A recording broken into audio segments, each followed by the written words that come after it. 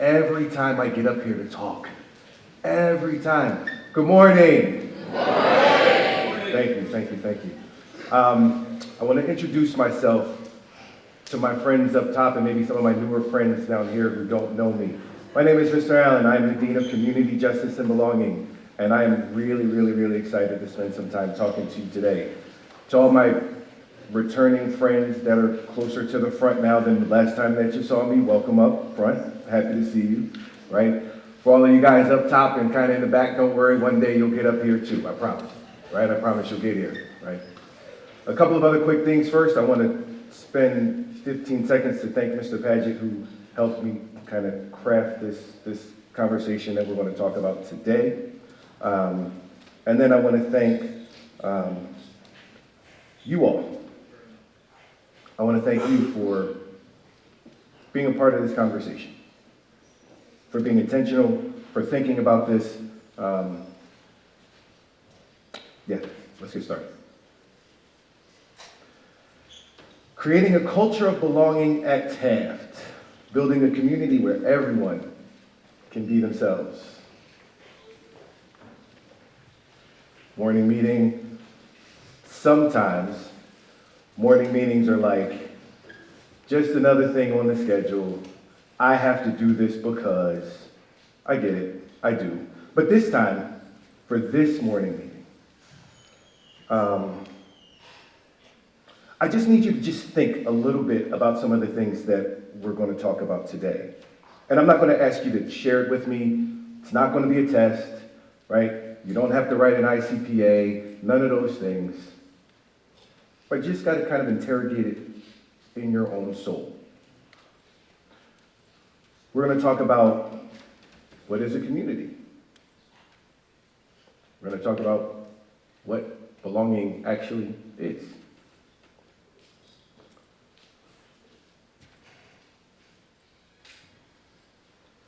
Community, a feeling of fellowship with others as a result of sharing common attitudes, interests, or goals.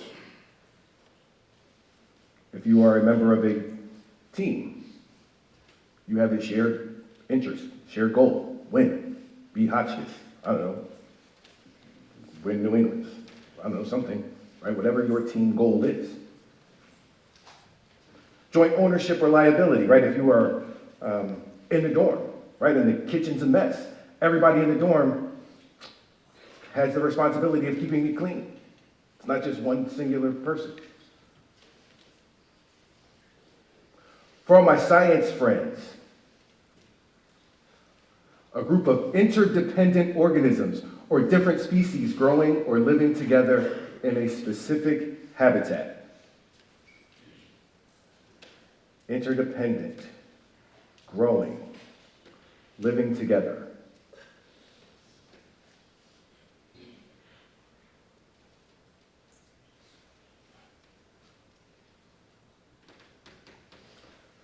It's a place where people come together to live, to work, to grow.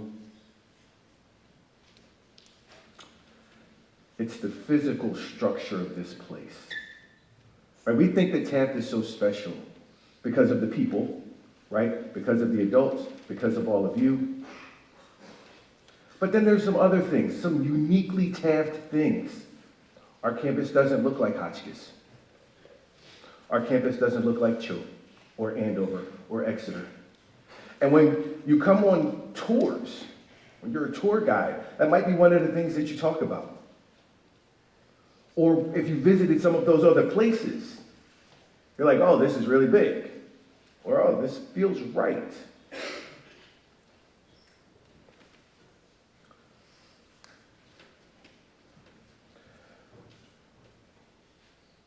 But Taft had to be built like that, right? Mr. Taft, Harley Roberts, the visionaries of this place, created Taft in this way. But see, it's built.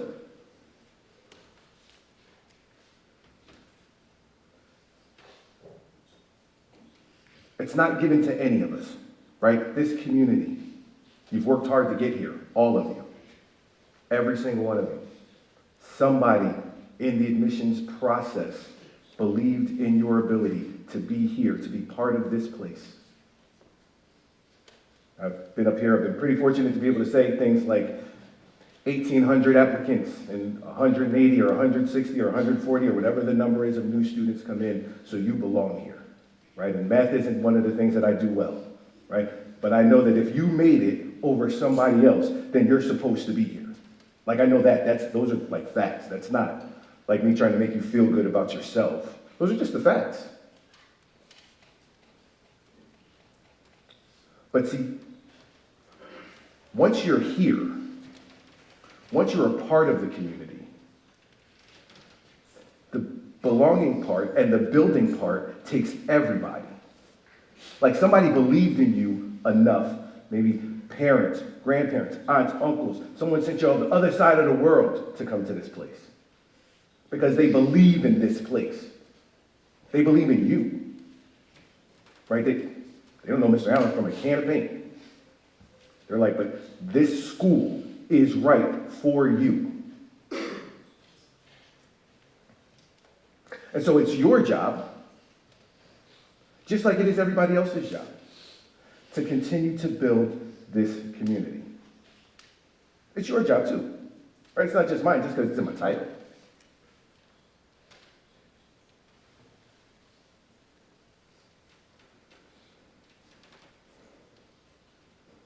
Belonging, the feeling of being seen and valued.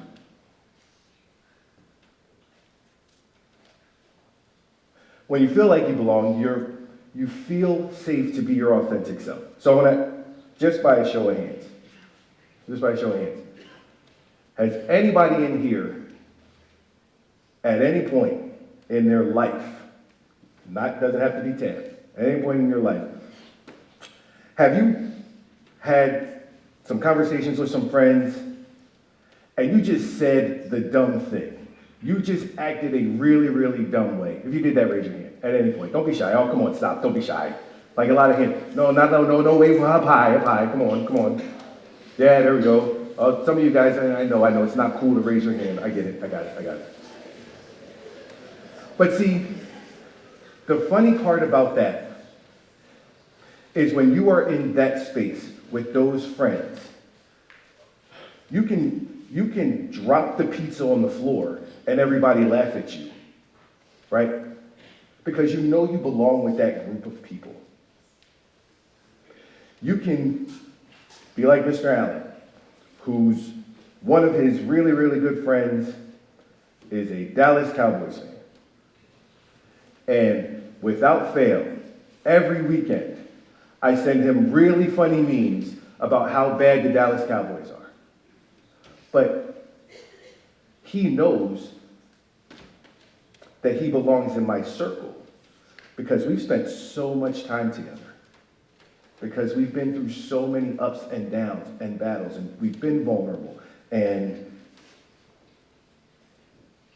he knows that it's okay to be his authentic self around me, and my authentic self around him.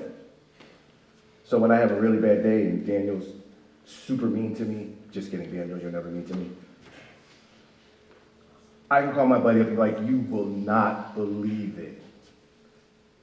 And they'll probably be like, suck it up, Buttercup, get over it. Right? It might be maybe an appropriate response, maybe not. But I also know in the same breath, he will say, well, is Daniel right? Why is Daniel making fun of you? Let's talk about it. Let's interrogate this thing. Let's figure it out together. When you are your authentic self, you just show up differently. You walk in the halls differently, you go to class differently, you participate in sports differently, you participate on the theater differently. Like when you show up as your authentic self, truly who you are, not hiding it for anybody else, not dimming your light because you're afraid of how bright it is, then you know you belong. Sometimes our challenge at Taft is we dim our light because we want to fit in instead of standing out. Like we dim our light because we think that by doing that, other people will like me more.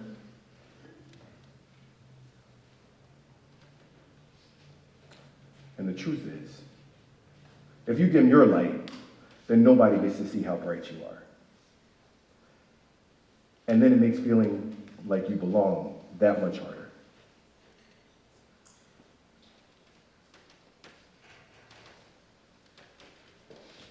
Community is the stage.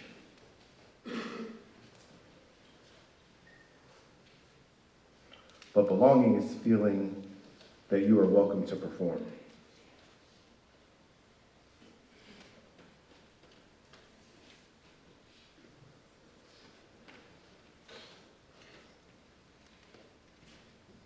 So, we figure out and we build belonging because we want everybody to be the same, right? Bro, it's 9:30. We've already had a block already. We've had breakfast. Like maybe some of you guys have had a sleep in, so I give you the sleep in people. We build belonging by encouraging sameness. No, false. Thank you. False. Difference.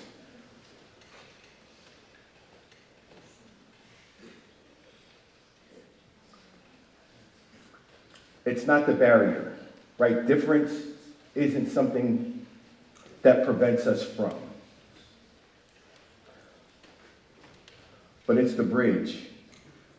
It helps us, right? Like Mr. Becker sometimes talks about from to. Difference helps us get this feeling. How can I say this? When you are all your authentic selves, when each one of you shows up as your authentic self, that makes this place great. And we are great because we are different. TAF to be a really, no disrespect to any of my football guys, but TAF would be a really different place if there were 583 football players in here. It'd just be a really different place. Not saying that you guys aren't awesome, but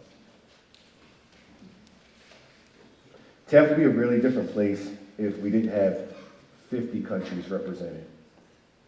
If we didn't have students from the other side of the world sitting next to students who are from 45 minutes away. TAF to be a really different place.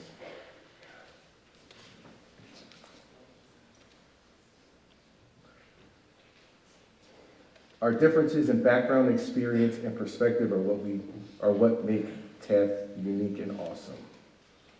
So when we seek to understand and celebrate what makes us different and unique, we create a more resilient and inclusive community. But let's just be honest. Just because someone is here at TAF doesn't mean they feel like they belong.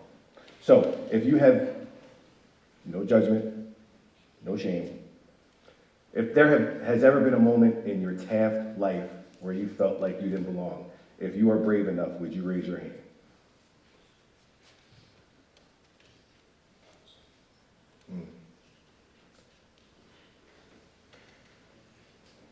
As an aside, for all of you who raised your hands, and for those of you who didn't, I'm really sorry that has been an experience that you had. That's pretty crummy, right? To come to a place where you just don't feel like this is the right place for you. That's really hard. And so I'm really sorry for that. And we are going to work to make it better. At Convocation, Mr. Becker talked about our us story. And over the summer, he highlighted that the senior admin team, we took a walk to the graveyard and saw the grave sites of Winnie and Mr. Taft and Harley Roberts. And asked us, what do you know about Ted? He wanted us to talk to him about what our recollection of the foundation of our school.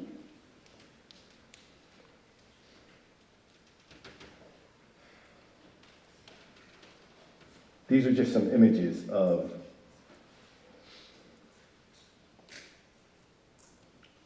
who this place was designed for.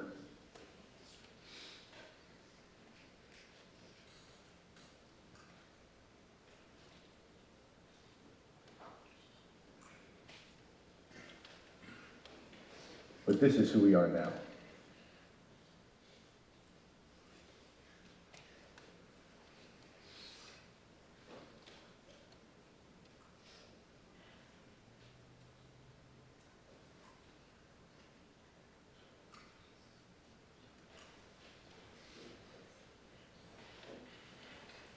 There's a lot of differences in those groups of pictures, huh? Yeah, we're definitely not the same place. You know, one of the things that I was fortunate enough to say my very first time standing up here and talking, I shared with the group that you are not responsible for the history of TAB. You're not in charge of that. None of us were here, contrary to what some of you all who think I'm super, super old believe. None of us were here in 1902.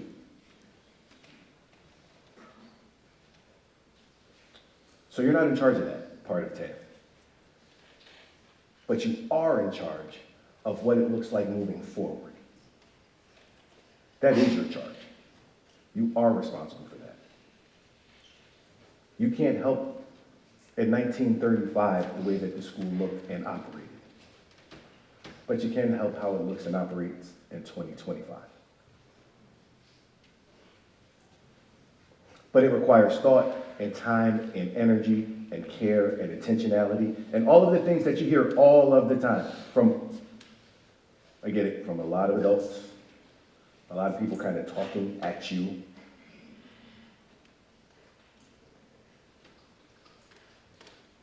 But we're going to, I think, help you think about that differently.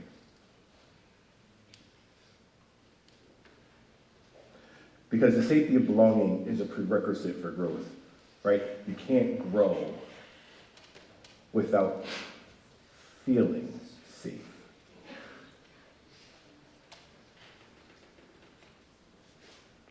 And so what does it look like? Well, when you're safe, you ask questions, right? Like, think about your favorite classroom, your favorite teacher. And you would probably say that they are your favorite teacher because maybe they're funny or maybe they don't give you a lot of homework. Maybe because when you ask a question, they answer it thoughtfully and carefully and don't make you feel like, I don't know, you don't know a single thing. They make you feel safe in the space.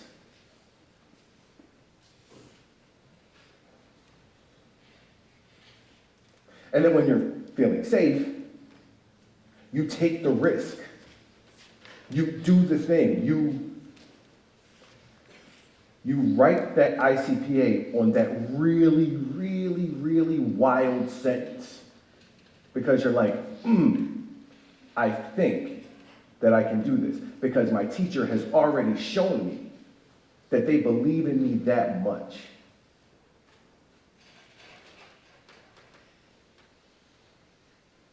When we feel safe, we're able to learn from our mistakes.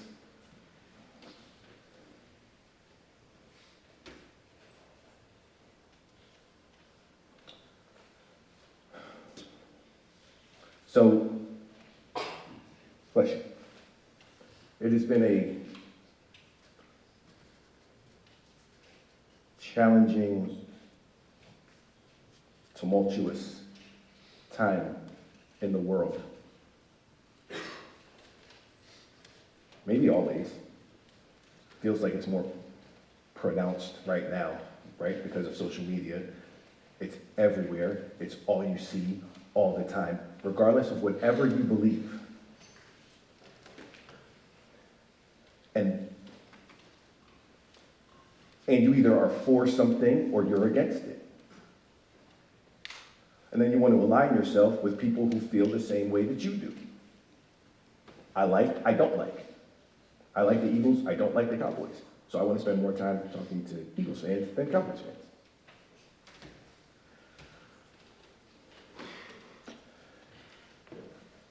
The world is telling you, if someone doesn't agree with you, that you can respond in any way that you see fit. And what Taft is saying is, that's not true. And so that's a really hard place to be.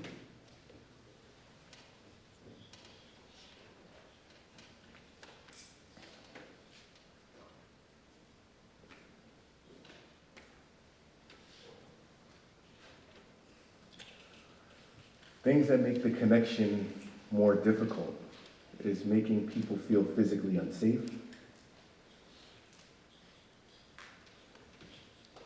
using language that dehumanizes them,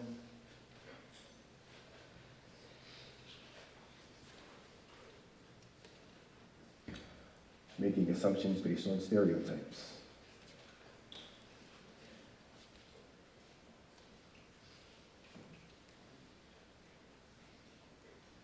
And assuming that everyone's experience is just like yours.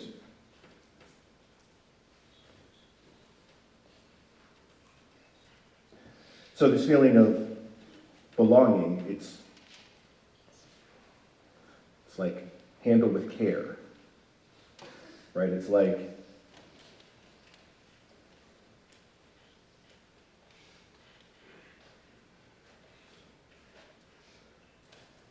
you're given something that's so precious, and you're supposed to hold it in your arms and also come up here during Red Rally and not drop it. While the whole school is here and we're celebrating and we're going crazy for beating Hotchkiss, you're not dropping belonging.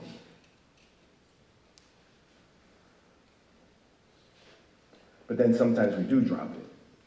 And it's not a really overly egregious thing sometimes. Sometimes it's really like the little things, kind of like the whisper as someone's walking by. Or someone comes to sit at the table with you and you and your group of friends decide we want to get up. Or laughing at someone who trips. Or making fun of someone because whatever it is that they are wearing is not the name brand that you wear. Or, I could keep going. Right, and those things break the feeling of belonging.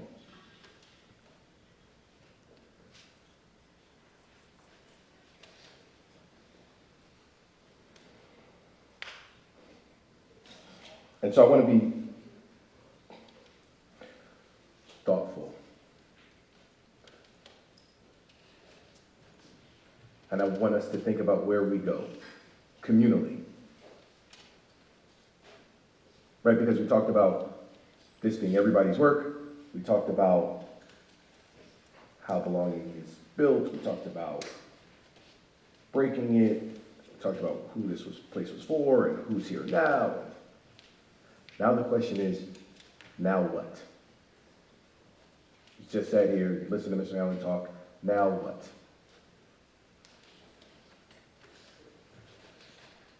Teachers in the back, now what? Students up top, freshmen who were like, hey, Taft is crazy, I've only been here for 3 weeks. Now what? Seniors in the front.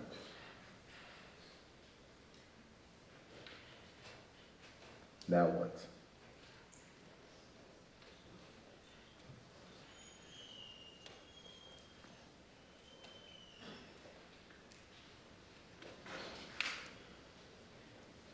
The work of belonging is everybody's work.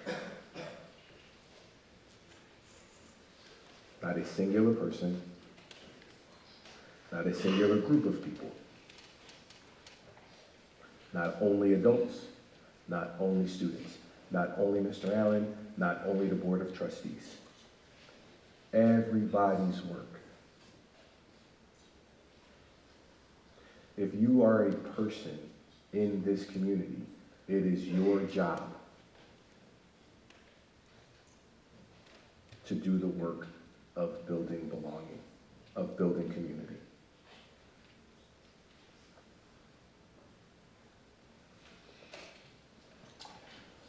If we can commit to that with intentionality and come from a place of curiosity, we will have a space where everybody, to use Mr. Lacase's language, feels seen, valued, and heard.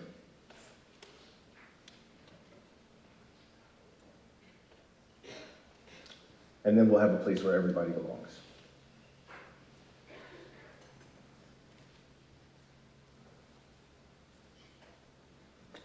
Because this is what belonging looks like.